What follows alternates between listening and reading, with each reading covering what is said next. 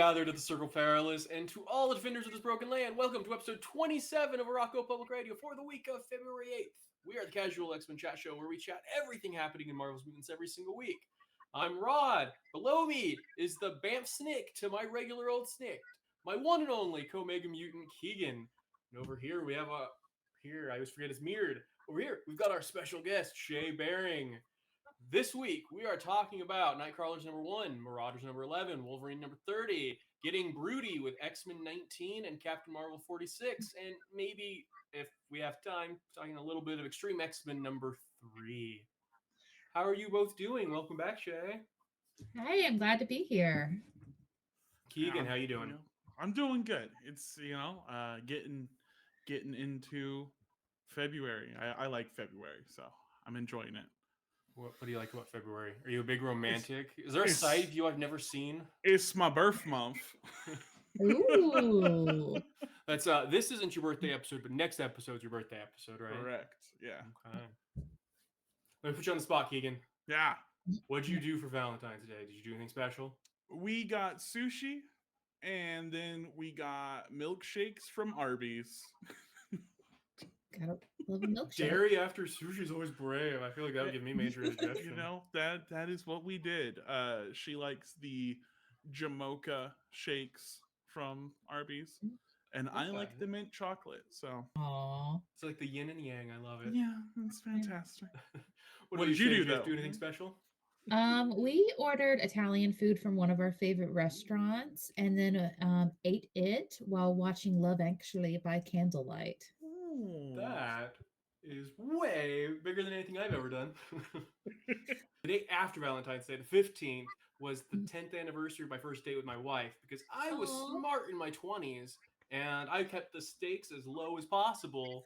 So we went on our first date the day after Valentine's Day. So we had a really low-key Valentine's Day, and then we got Indian food and had kind of the romance the night after.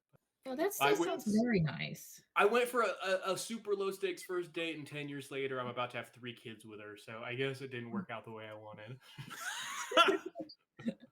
Yeah, I think you raised the stakes there. Yeah. All right. You guys want to talk Nightcrawlers first? Sure. Yeah, I'm down to talk Nightcrawlers first. Nightcrawlers number 1, written by Spurrier, drawn by Paco Medina. Vox Ignis is exploring the seemingly abandoned Sanctum Sanctorum on a mission for Mother Righteous, looking for items of power. Banshee explains that most occult and magic-related characters have fled to Otherworld in the last 10 years, including the Spirits of Vengeance. He's interrupted by the Legion of Night attacking. This is a team of 6 Nightcrawler-based Chimera. Wagnerine, the Laura Kurt hybrid. Wallcrawler, the Spider-Man Kurt hybrid that we saw back in Sinister 1. Anti-Fortune, a Domino Kurt hybrid. And unnamed mixes of Curtain Toad, Curtain Sabretooth, and Curtain Pyro. After a brawl, Vox Ignis uses his Stream of Change to remove Sinister's influence from the 3 Legion members that have names, and Anti-Fortune kills the other 3. A data page reveals that the magic that locked Sinister out of Kurt's genome faded 5 years into this timeline, and that he quickly started using it, overjoyed to be able to make Bamf Snick the thing. Mother Righteous arrives at the House of the Fall, what used to be the Summers house, so formerly Scott Logan and Jean Sexton on the moon. She introduces Vox Ignis to Orbis Stellaris and Dr. Stasis, revealing herself to them for the very first time and taking credit for removing the hex on certain X genes, which angers Dr. Stasis since that was an Orcus plot. It evolves into a fight with Stasis having countermeasures for most of what Mother Righteous throws his way, but in the end, Wagnerine's tail has an extra claw that she uses to stab him through the forehead. Turns out Orbis Stellaris and Mother Righteous already had a secret alliance, with Orbis Stellaris revealing his plans to use the World Farm to reach a Dominion-level intelligence. Mother Righteous assigns Vox Ignis and the Legion of the Night to recover new resources and recruit new members. So they recruit a Colossus Nightcrawler hybrid and end up in the primary cloning facility where they find original Kurt and Dr. Nemesis hanging out. Vox Ignis explains that at this point, with the magic messed up, that a normal resurrection would, a normal resurrection would revive him as he's supposed to be, but that would have to be Sinister's doing, and obviously he's not going to do that. They do find and free a pixie Nightcrawler hybrid, and then they reunite with Mother Righteous at the Avengers Crater, formerly Avengers Mhm. Tower, and she reveals her plan is to purge Sinister's genes from everyone. Wallcrawler can feel the freedom from the voice of change slowly leaving him, so he volunteers to be the first to try to bamf into the World Farm and that force field that surrounds the Moira engine that we saw last issue. He dies when he hits it. And after establishing a new mourning ritual for the group, Mother Righteous reveals her plan to get through it anyway by stealing all the weapons of the gods. This was a fun issue. It was. I really enjoyed it. I thought it was good. I was a little confused for parts of it, but that could have just been me being very sleepy when I was reading it. But No, this was the one that out of everything since the Sinister, I feel like required the most from the book that it spawned out of.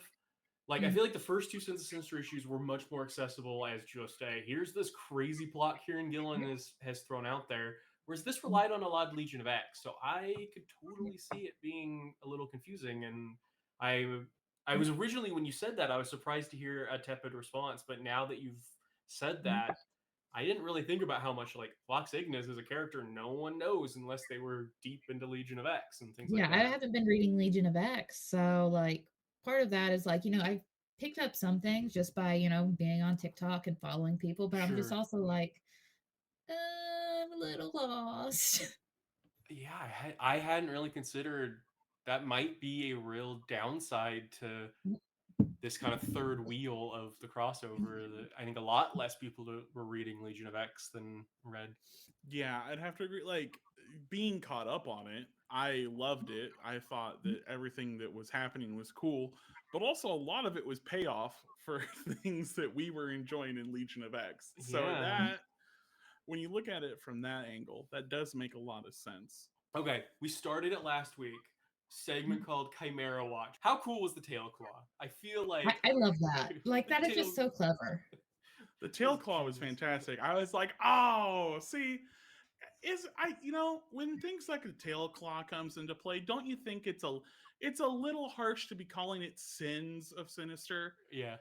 I mean, I don't know. The blessings of Sinister. The good ideas of Sinister. Like, what's the point in doing chimeras if you don't do cool things with them? Like,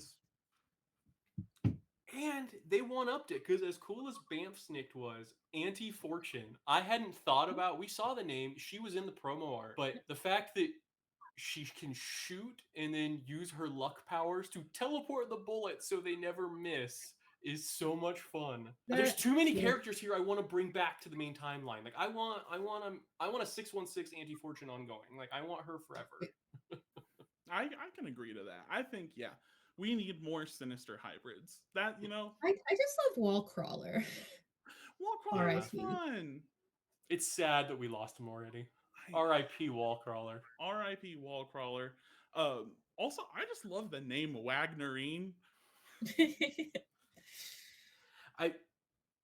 That was Would it the be only one Wolverine? never said in the issue, so I'm hoping that name sticks because it's only said in the title page, so it's more of a title. But I really hope she actually goes by that name at some point because it is good. Okay, not to add to the confusion, but did you catch how cold-blooded Mother Righteous was when they were showing the like she was explaining, oh, I had to go through all this to do the hex, that she was in the process in like the vision of the history of killing Nightcrawler's mom, her stepmom Margoli, and then you saw Black Knight's corpse next to her. So like she's just out there sacrificing all of these former pawns of hers for years. And yet she's still kind of the good guy Sinister because at least as far as what we're being shown, her intention is to stop Sinister for semi kind reasons. Like she wants to remove his personality from people at least. Whether there's actual altruism there or not, I suppose is still to be seen, but seems like she's the conscience, at least to an extent, right? Yeah, I mean, to some extent. The murderous cold-blooded conscience. Yeah, I mean, Like she's the only one that's what was it? She's not suffering under the delusion that she's the original. Which will be interesting when we get to that Four Sinisters follow-up book where they all come together after the fact, because it's implied they remember what happens, and she just straight up murders Stasis, so he can't be happy after. I mean, it makes me wonder too, like, is the actual original out there? Do you want me to go off the deep end a little? Do it. Have either of you read Al Ewing's Defenders Beyond? No. So it's setting up this idea that it's all through clever wordplay and stuff, but he's been foreshadowing that it's not one of the four suits, it's a fifth. So the more time I chew on your idea of the original Sinister coming back, I kind of like that idea, Keegan. There's something like it's going to be something beyond the four we've seen, which is cool to think about. I want to go back to the Dr. Stasis thing because I have a meta theory here. Okay. So we have got three writers that came together to write this event. We got the writer of Immortal, the writer of Legion, the writer of Red. And they all kind of took charge on one of the three other suits, right? And then the one that dies is the one Duggan wrote over in Adjectiveless. And they just got rid of him less than a third of the way into this crossover. I don't think that's just for like convenience sake or for shock value. I think that's these three making a commentary on like Duggan didn't set him up well enough or something. Like it just seems way too like why would you set up four if you really had faith in these four characters and then off one this quickly? I think there's some I think there's some in-office drama that led to that. Perhaps. I would be shocked. There's always an office drama of any office. So. That's very true. I mean, and it could also even be as simple as like, you know, Duggan is leaving Adjectiveless before Hellfire or at Hellfire. It could be. Who knows? Steve Orlando did the X-Men Monday this week. And he talked about a new number one. Did he? Now, he didn't say new number one of what, and we know Marauders is ending after the next issue. But my theory, and I don't love this theory, is still he's taking over Adjectiveless. I think we're going to have Steve Orlando leading the next team. You know, I've said it once. I'll say it again. I'm holding out hope that Orlando can do something good in X-Men because I know that like the law of numbers at this point is against me, but I really love Midnighter and the work that he did with Midnighter. I know. It's not like Duggan's my favorite, so I'm not like upset if he leaves the book. Marauders is that much worse. Yeah, I can agree to that. I like the Mother Righteous reveal, by the way, that like she revealed to them as well. Just like, hey, by the way, boys. I thought it was interesting how forthright all of like Orbis Stellaris actually genuinely sharing his like plan because he doesn't see her as a threat. Right after apparently he needed Stasis to die because he saw Stasis as a threat was really interesting. He didn't gain like she had already taken care of Stasis for him. He could have walked away without revealing his Dominion plans, but he did it anyway. He just saw how powerful she was. So I think about said about how men underestimate women. So well, I was gonna say they all have like that Essex ego, but there's definitely you have to root for Mother Righteous, even if you don't believe she's the good guy, just because she's got that like feminine energy of like doing it for herself. No, she's also just like a really cool design character. Oh, I can't get over how much they made the heart actually amazingly cool. Like I just still can never get past that. Absolutely. I'm really excited for Immortal X-Men because I feel like that's gonna have to bring back like ground the story a little after these two, both last week's and this week's, were kind of like fringe parts of it. And like we haven't checked in on the Quiet or the Sinister Council. We haven't checked in on any of that in a while. I'm really interested to see what's going on back in the A plot, sort of. Yeah, there are like so many questions still. So yeah, I'm hoping we get some answers in Immortal. Well, we have to get something because we're gonna be jumping forward 90 years, so they have to give us some tidbits.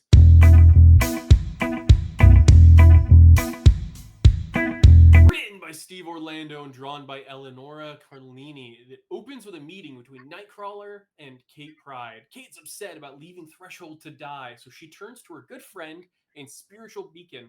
He inspires her to try something different. Meanwhile, Fang finally helps bring the Lockheed and Scratch plot back to the forefront by interrupting one of his disgusting rallies in Boston with a baseball bat. Kate meets Thea to explain her new theory that Threshold was part of a recursive loop, i.e., they went back to the past to plant it. The rest of the team is tracking an explosion in Santo Marco. Bishop and Kate take Thea to Genosha, while Lockheed and Fang lay waste to Scratch and his minions.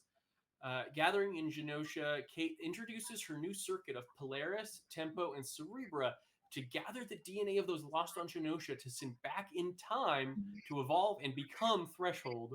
She reveals the last piece of the circuit is Wicked, who will ask the dead for their permission, and that's going to include Kate's dad, who she hopes will be proud of her. The issue ends with Fang, all suited out, showing up at Brimstone Love's doorstep, ready for a final showdown. We'll get into, I understand why you're lost if this is the first issue you've read, but first, Keegan! Yeah. Keegan! Yeah. You were right all along. They were time liars. They were time liars all The along. time liars were just the friends we made along the way. We were, like, our heroes were the time liars the whole time. Okay, so if you haven't been reading Marauders, Shay, the last...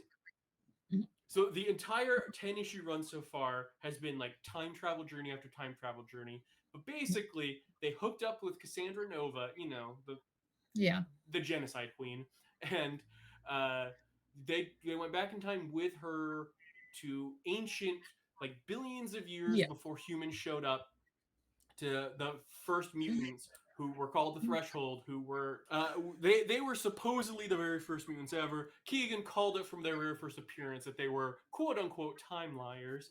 They were besieged by Sublime and Archaea, and so they had to go back in time and stop all of them. And then they left with the assumption that they were still going to go extinct. But then they revived 3 of the members: Thea, Amos, and what's the third one, Keegan? That's a great question. And a third one that are like now just hanging out with the Marauders, because apparently reviving 3 people's cool, but reviving all of them wasn't cool.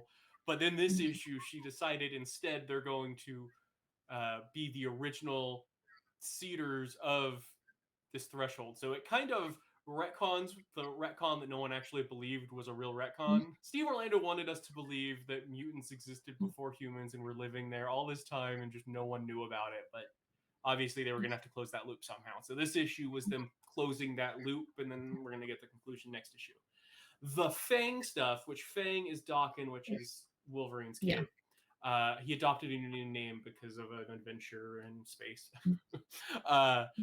Basically, Lockheed has been spying on Scratch, who's Brimstone Love's, like, whatever, #1 preacher or whatever, for like a single page of every issue, of every other issue since like issue 2. This has just been a plot that has been not moving at all, but it's been slowly building.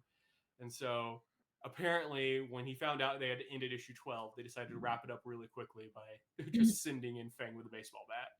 Which, of course, as one does. Fang and I have something in common. It's our love of baseball. It is what it is. What frustrates me so much about this is all of it is a cool idea. Like, there's all these like seeds of a really neat story there, but they're presented in incomprehensible art. So none of the fights you can tell who's hitting who. You just have to assume by who's standing at the end of the fight that, oh, that guy won, or oh, that guy beat up that guy. It feels like it wants to look like an anime, but doesn't know how. Yeah. And then you have to just accept these absurd logic leaps. Like, they establish a time travel rule that they're willing to break one way but not break another way, like multiple times. Like, I don't understand why, if they know the Threshold's gonna die, that they morally have to go start this time loop and like knowing they're gonna die instead of just seeding them now. You've got the ruins of Genosha there. If you have, like, just take Tempo out of that circuit. Do everything else, the seeding of life and all that, but do it now so they don't have to, go extinct. And it just, there's a lot of, they're willing to break rules, but only certain ways. I thought the Wicked cameo was cool because I'm pretty sure we haven't seen her yet in Krakoa. Pretty sure that was like a deep dive of cool talks to the dead Mhm. X-Men we haven't seen in a while. So I'll give that I Yeah. to like it. the scene with her dad, Kate's dad. Yeah, Yeah. that's. I don't know that I trust him to follow through on that setup, but definitely. And part of me wonders if he'll ever be in the resurrection protocols. I know he was human, but like he was on Genosha. He was an ally. Well, that was the other thing I didn't get about what they were explaining because everyone in Threshold was a mutant, Mm, but all of the mutants from Genosha should be in the waiting room, right? So there's a yeah. comment in the issue where they're like send the humans back because the humans like can't be resurrected through the resurrection protocols, which is Also not contradictory true. to what, which is contradictory to the actual rules of Meow. But I guess Yeah. maybe this is post Sins of Sinister and that rule will Yeah. be undone. I don't know, or this is before they Mm, added humans. But I don't understand how we get from them sending all the humans back, human mm. DNA back to forming all of these mutants that lived in Threshold. So I'm not sure. I can't answer that for you because I don't know that the issues ever explain that all the way. But you're right. Like Yeah. at this point, shouldn't they just be reviving all of their friends and allies from Genosha, not just the mutants? You're right. Absolutely. Yeah. Keegan, I don't really want to talk about this issue anymore. Can we move on? Yeah, I'd love to. Shay, do you have anything to say about it? No, Onward and upward. Well, it didn't make me onward want and to read more. I I feel bad because I love the original run so much, and it's using a bunch of my favorite characters, but Mm. there's just not much redeeming there beyond that. I desperately want to love this book every month because of my love for Fang. Yeah. And every single month, I'm just like, what am I doing?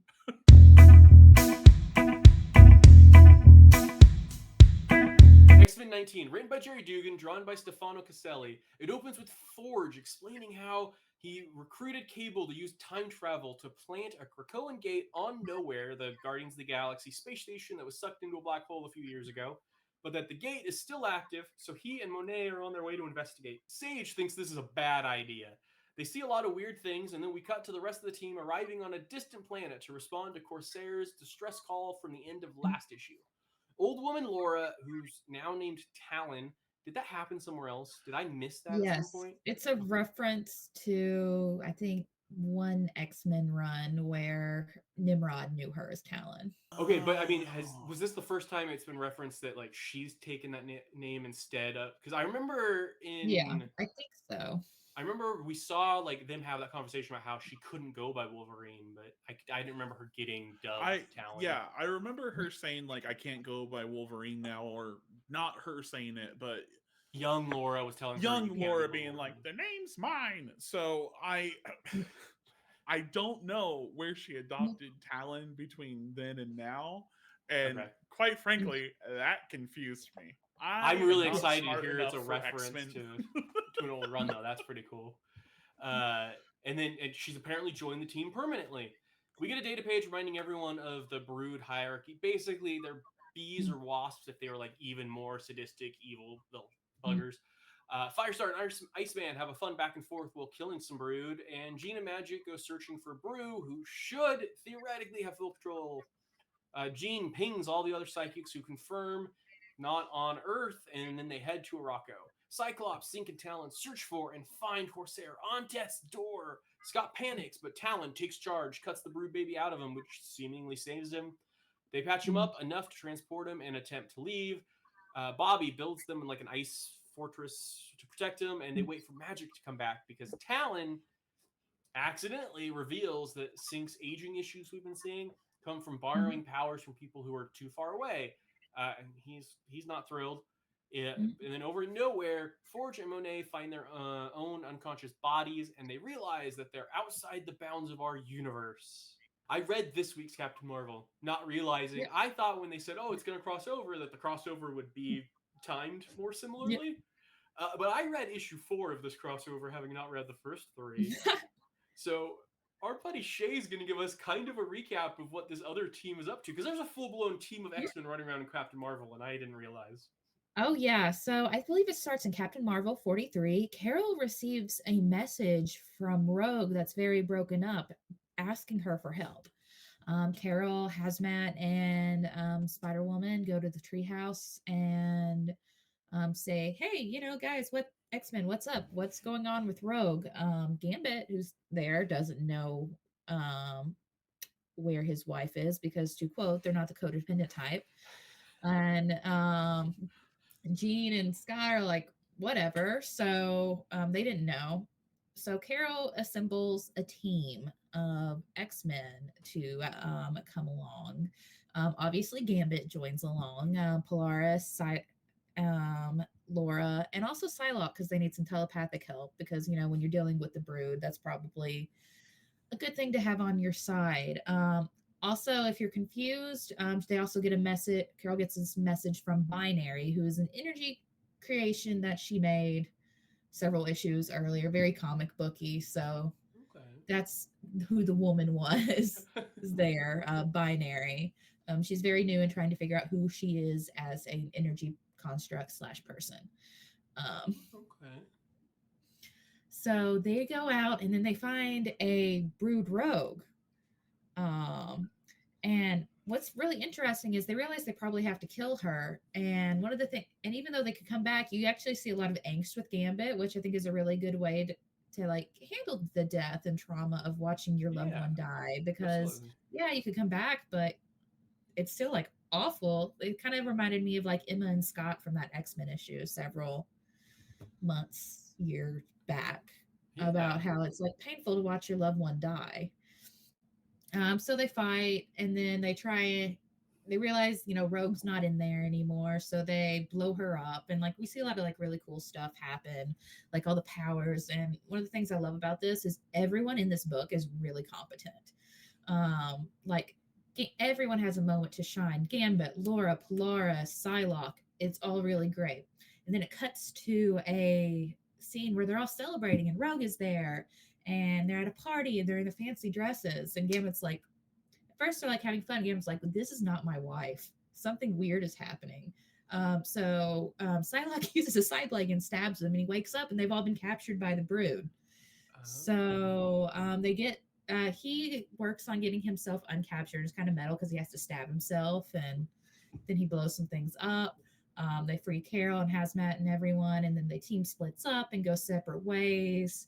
Figure out like what's going on, to find what's going on with Binary. And then the stuff happens with the Brood, and there are more fights. And then we've come to the most recent issue where one Gambit's team stumbles upon Rogue. So he's happy he's found his wife, and Rogue's kind of out of it. And then Carol and her team find Binary, and it's just all really great, and everyone has really cool moments of shining. You had mentioned last time we talked that the characterizations that were over there were really good, but I didn't realize how extensive the team was involved. And just reading the one issue makes me want to go back to the beginning, because it was the best Laura we've seen in a while. It was a lot of really great characterizations, and I feel like that's something Duggan has left us wanting on, is exactly what you described, the idea that everyone gets their moment to shine. And at least this year I've felt there was a lack of that in a lot of his fights or his plots. So Kelly Thompson just really respects the characters, and you can see that shining through. And there's some other callbacks to issues. I'm sure you probably noticed Psylocke asking, who's Sora? Which in a previous issue, Carol went to a possible future, and we find out Psylocke has a daughter with Forge, of all people, named Sora. So that's what Psylocke was picking up on. I wonder because it sounds like Kelly's planting a lot of plot seeds. If this could be like a backdoor pilot to this being a full blown team, like there's a lot of cool dynamics there, and a lot of characters. Like Polaris has kind of been in the back seat since she left the adjectiveless team. It would be really cool to see this team become a real thing. That's really cool. And it's really cool to see how she works in space, like, protecting everyone and like little air bubbles, or even like protecting everyone from that radiation shield that Hazmat was creating. And then Laura being like, oh, I'm going to be on the outside and fighting to protect you. I'm hoping with this crossover, I want to see if Talon and Wolverine, which feels weird to say, if they have another meetup, it would be really cool to see it be written by Kelly instead of by Gerry, because I'd love to see like their interaction done well. Hey Keegan, I remember you weren't a huge fan of the Fang name. Yeah. So now that we're talking about Talon, How do you feel about Wolverine's kids taking like, I don't know, Wolverine body part names like Talon and I Fang mean, and... yeah, like it's clever, I guess. I still don't like the Fang name, if I'm being honest. Like, I still think it's a little, I don't know, after school special antagonisty. Um, The thing but is, I mean, I guess they do make me think of animals, and Wolverine is an animal, because when I hear Fang, I think of a dog, and Talon, I think of a bird. Yeah. But yeah, I just, I think that's it. Is none of it is like really like, yeah, sure, it's body parts that are on a Wolverine. So like, what is another one going to name themselves Fur? Like, I don't know. Like, Well, I don't know if I would call like a Wolverine's claws talons. Like that seems like a stretch. So yeah. I I will still say Honey say, Badger is my favorite Wolverine kid name. oh, completely. Honey Badger's awesome. Did you read the Family Snicked in the I Unlimited have not. comics? I need to catch up. That's a fun one. Even if you don't read the other Unlimited comics, I feel like that was a really fun little read. speaking of, wasn't it in Marauders where they were like, hey, this happened in X-Men Unlimited number 44 or something? So now I'm like, oh, so now I have to read that too? One of them definitely referenced the X-Men Green from Unlimited. I don't remember which book, but yeah, you're right. It was the first time I remember an asterisk to one of those. Yeah, it's like, oh, okay. I do want to say on Talon, the one thing that it like gives me hope for is that we're gonna have two Laura sticking around for a while. Like I feel like if she was disappearing right away, they wouldn't have bothered to actually codename her. So maybe we'll have more Laura content if there's two of her running around. I don't know. That would be true. Well, that hopefully would it's be good. Cool. So the Nowhere plot. Oh, good. I did really like her scene with Sync though. Like that was like really cool. Yeah, absolutely. Yeah. It was cool to see her taking charge, and it was cool to see their chemistry that I guess makes sense if you're together 1,000 years. You're gonna develop a hell of a lot of chemistry. Yeah, I didn't really ship them still, just because I feel like with a lot of the Krakoa era, the relationship is tell but not show. Like, and that just doesn't buy me into a couple. But we're getting a little bit of it now. It just felt very Grey's Anatomy with them doing this random surgery. Yeah, definitely. Yeah, I can definitely see that. Also, just holding together Corsair. Like... Yeah. Well, that was, as a member of an old married couple, that was a very old married couple when she thought she was finishing his sentence, and he was like, I was gonna say I was too busy holding her together, but thanks for spilling my deepest, darkest secret. Like, that was such a married couple moment. Okay, so the Nowhere stuff. I actually really like that bit. That was cool. That was very cool, but also it was not... it took me a minute. I thought, oh, this is a really weird random B-plot, but the Brood originally came from a dying universe. Like, that's the origin story of the Brood, is they basically escaped a dying universe to come here. Called shot, or maybe it's super obvious, and I'm calling a shot that everyone else has already called.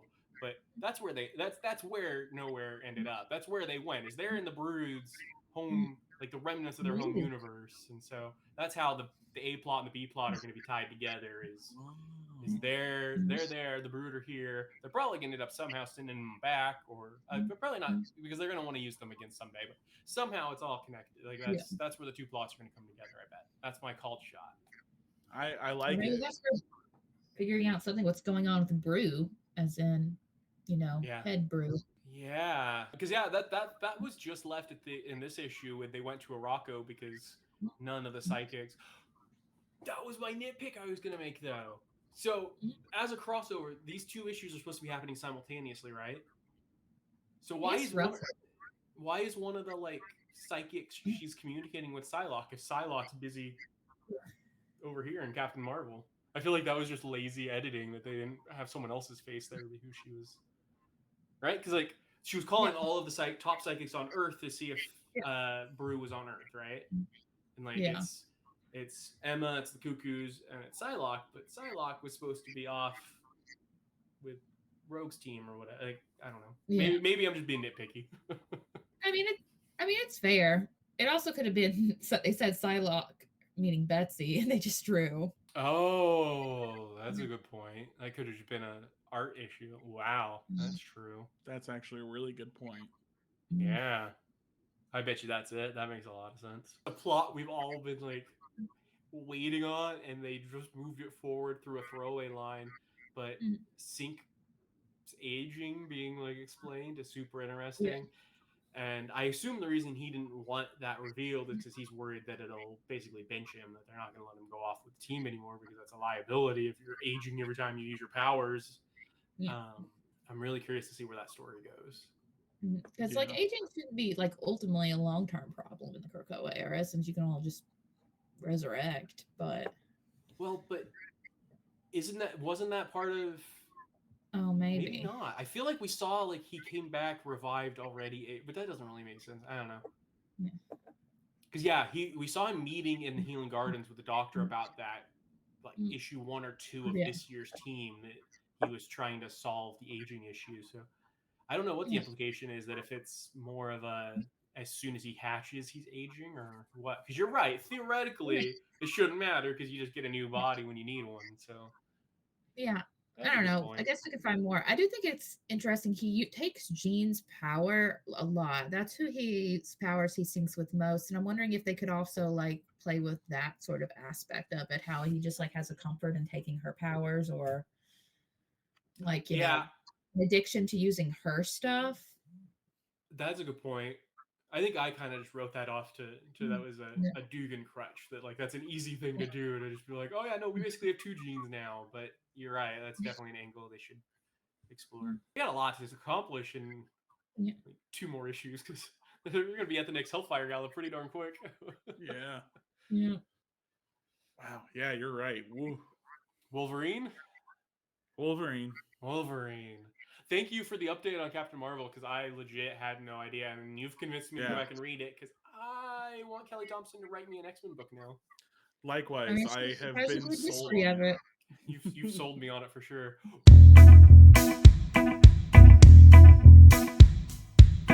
Wolverine 30, written by Benjamin Percy, drawn by Juan Jose Rip, opens with Wolverine taking a bath in the ocean. Apparently, this gives him all the rest of his memories the torture last issue didn't already give him. So, I guess we don't need the 5 anymore. Just salt water and pain's all you need. Anyway, after his spa day, Sage works with him on a plan to bring down Beast. Meanwhile, Black Tom has Maddie Bannister safe in a sheltered biome, but a bioengineered wasp flies in and stings her, putting her in a coma. She gets treated in the Healing Gardens, and Wolverine deduces that it's biotech sent from Beast himself. They head to Jeff Bannister's house, but he sold it, so they spend like way too many pages finding his new house, which, as soon as they get there, blows up. Luckily, there's no corpse inside, so they stake out Jeff's job, just to find out he transferred to the X office of the CIA. So Wolverine scopes him out, surprises Jeff in his car, and Jeff unloads a clip into his chest. Jeff runs away, but Sage stops him. He desperately begs them to get away because Beast will hurt his daughter, which is too late, dude. Wolverine assures him Beast is going down. Suddenly, Jeff is shot from the forest that's apparently right next to CIA HQ, and Wolverine chases Beast into the woods, where Beast has no defense, and Wolverine stabs him to death. And then they try to do like a post-credit fake-out in a comic book. We could feel the pages.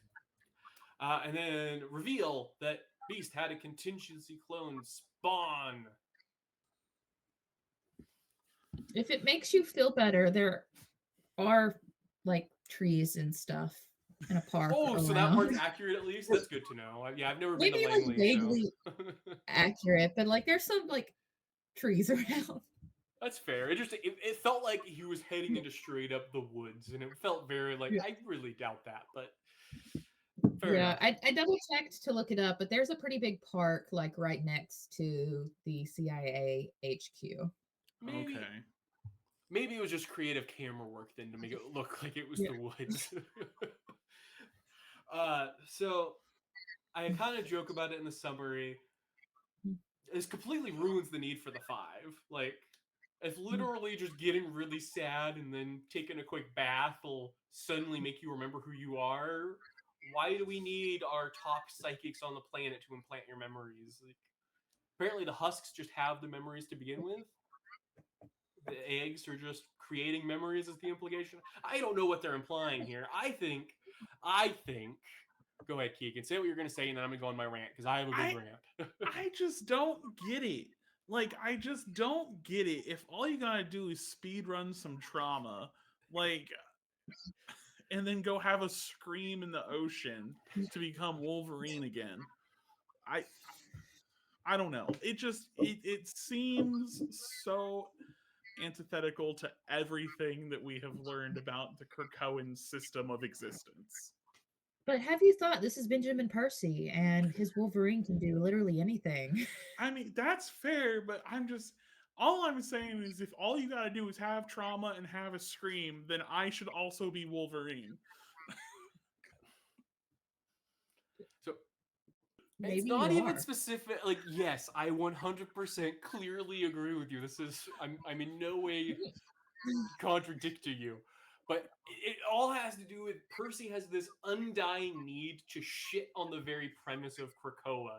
He's the desperate kid who like just has to be different than everybody else without justifying it.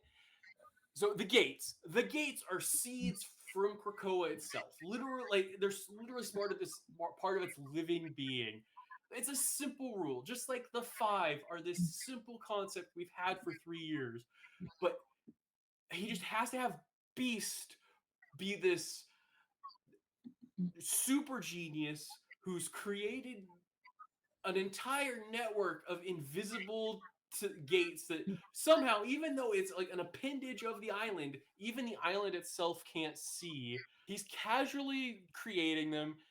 Well, he's also got a secret clone facility on par with Sinister's that can create an exact replica with his memories already intact that immediately initiates as soon as he dies, that's aged to the exact right point, has those memories up to the minute, that's immediately ready to come out, completely again, like that's like the 3rd way we've completely negated the resurrection protocols in one issue.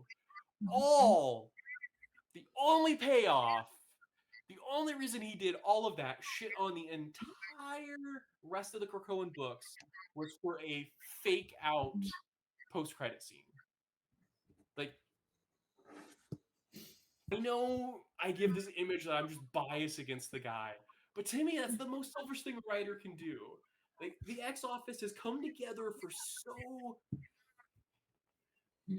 What are we at? Are we at 500 issues of Krakoa yet? We got to be close, because when I binged it, we were at like 350, and it's been a year. So over 500 issues of this Krakoan legacy, and he's just ignoring everything built, all for what's really like the most cringe, angst-ridden, like, I'm 14 and mad at my dad story. Like, I don't get it, guys.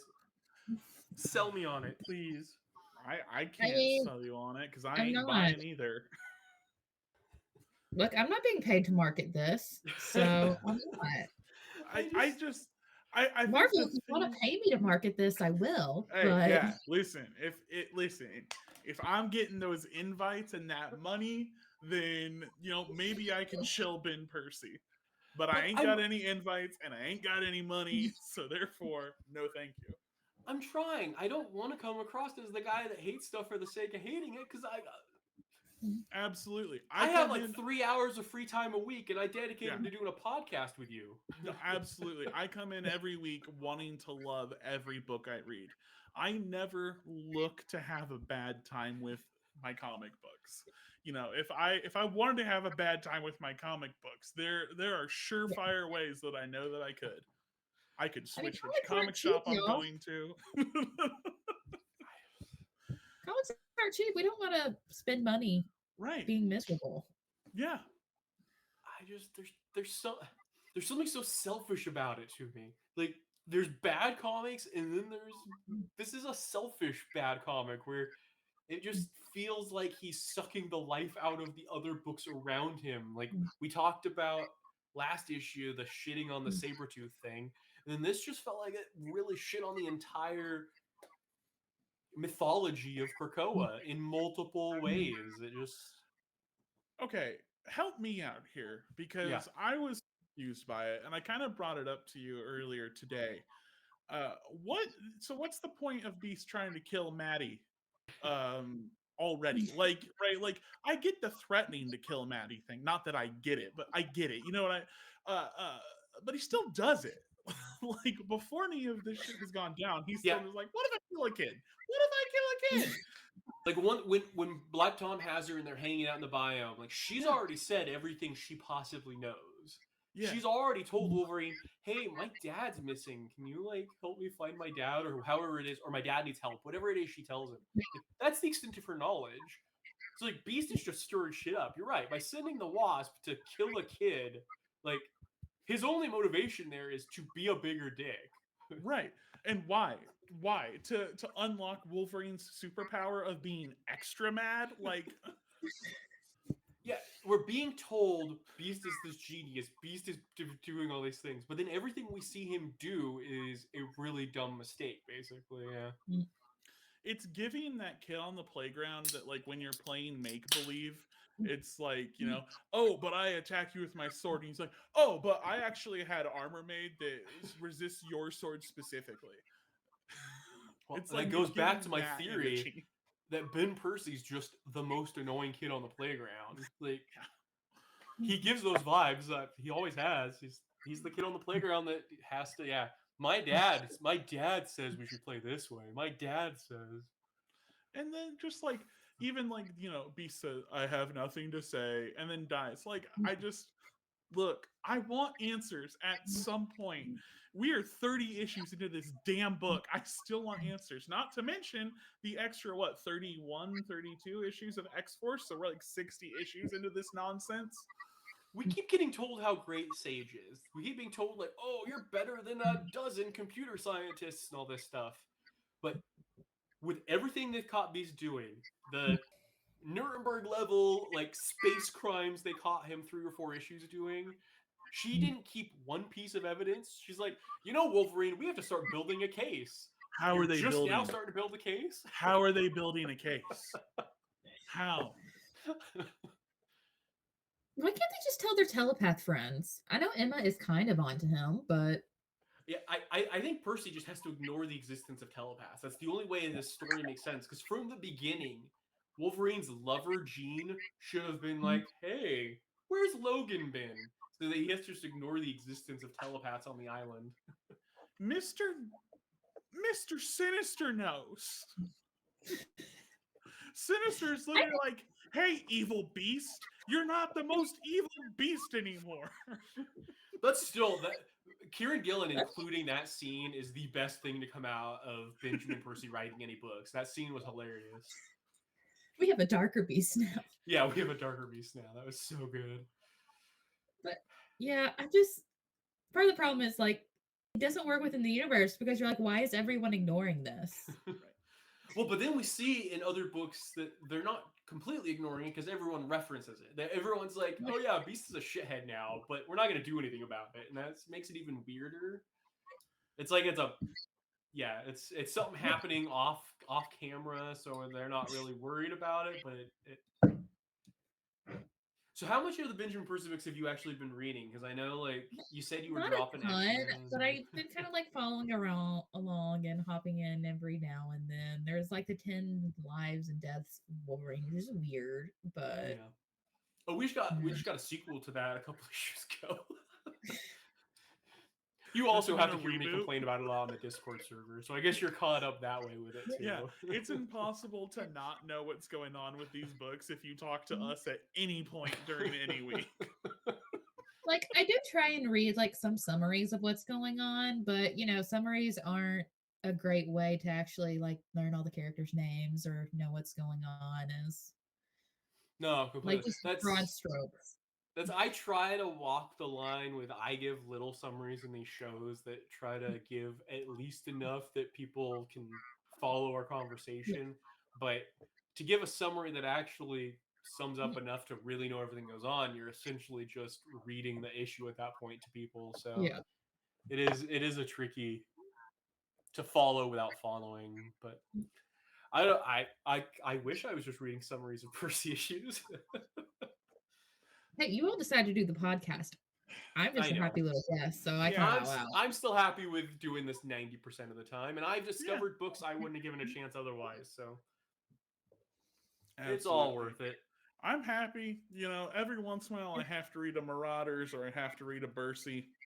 The problem is they've been the same week lately, so I feel like Yeah. anyone that just happens to tune in the whatever this is, third week of the month, we look like a much more negative podcast than we are, because I feel like most of the time we're just like, man, I dug that, but then these books come along and we're ranting angrily for an hour.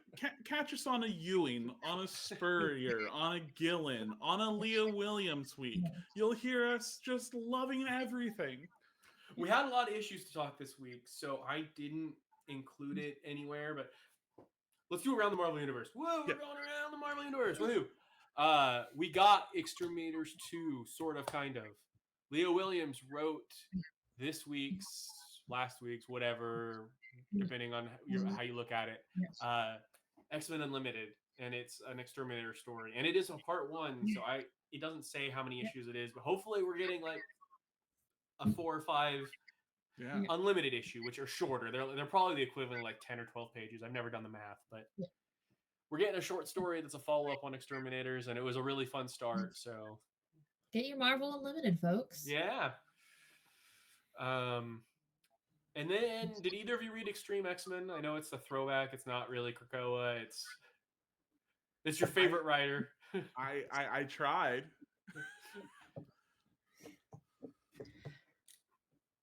I just haven't been playing these nostalgia baits. No, the nostalgia since we've started the podcast have all been pretty meh.